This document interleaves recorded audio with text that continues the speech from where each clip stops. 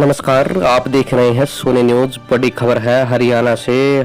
सांसद दीपेंद्र सिंह हुड्डा बोले, लोगों को सरकार ने भगवान भरोसे छोड़ दिया, सरकार पूरी तरह विफल।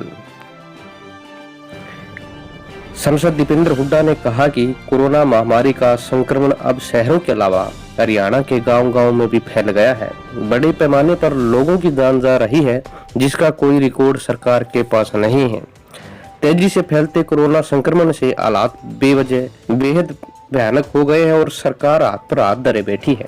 सरकार के रवैये से ऐसा लगता है कि उसने कोरोना के सामने घुटने टेक दिए हैं और लोगों को भगवान के भरोसे छोड़ दिए हैं। सांसद दीपेंद्र हुड्डा ने कहा कि हरियाणा देश की राजधानी से 3 तरफ से लगा हुआ है। महामारी के मौजूदा हालात में हरियाणा को आवंटित ऑक्सीजन का कोटा नाकाफी साबित हो रहा है। इसलिए केंद्र सरकार से उनकी मांग है कि तेजी से बिगड़ते मौजूदा हालात देखते हुए हरियाणा का ऑक्सीजन कोटा 252 मीट्रिक टन से बढ़ाकर 500 मीट्रिक टन किया जाए। उन्होंने प्रदेश में लगातार बनी हुई ऑक्सीजन की कमी पर गहरी नाराजगी जाहिर करते हुए कहा कि कोरोना से व्यापक तबाही के कई महीने बाद आज हरियाणा के स्वास्थ्य मंत्री ने माना कि हरियाणा में ऑक्सीजन की भी कमी है और उसे जो ऑक्सीजन आवंटित हुई है उतनी भी लाने के लिए सरकार के पास साधन नहीं है। हरियाणा सरकार पर यह कहावत फिट बैठती है कि वो आग लगने के बाद धुआं खोदने की योजना बना रहे हैं। प्रदेश के स्वास्थ्य मंत्री ने कहा कि हरियाणा के आवंटित 252 मीट्रिक टन ऑक्सीजन से उड़ीसा से आवंटित ऑक्सीजन भी वो पूरा नहीं उठा पा रही, क्योंकि टैंकर की कमी है। आज की बैठक में जल्दी से जल्दी टैंकर आयात करने का फैसला किया है।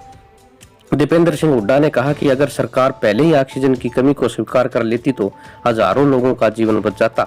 उन्होंने यह भी कहा कि सरकार के बयानों से ऐसा लगता है कि सरकार अपने आप को बेबस महसूस कर रही है और स्थिति से निपटने के लिए उसके पास कोई योजना नहीं है। बेबसी से कभी युद्ध नहीं जीता जा सकता।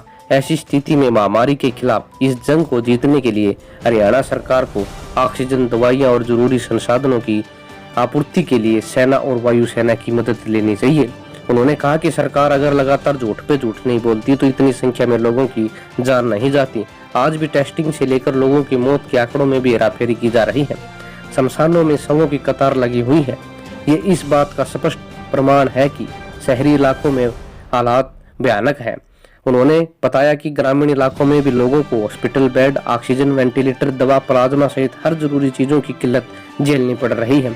एक तरफ तो लोग ऑक्सीजन की कमी से मर रहे हैं, दूसरी तरफ सरकार कह रही कि हमारे पास ऑक्सीजन लाने की व्यवस्था नहीं है। उन्होंने कहा कि आखिर पहले 1.25 साल से सरकार क्या कर रही थी। दीपेंद्र ने कहा कि संकट की इस घड़ी में वो हर तरह से सरकार का सहयोग करने के लिए तैयार है। बने रहिए चैनल के साथ। धन्यवाद।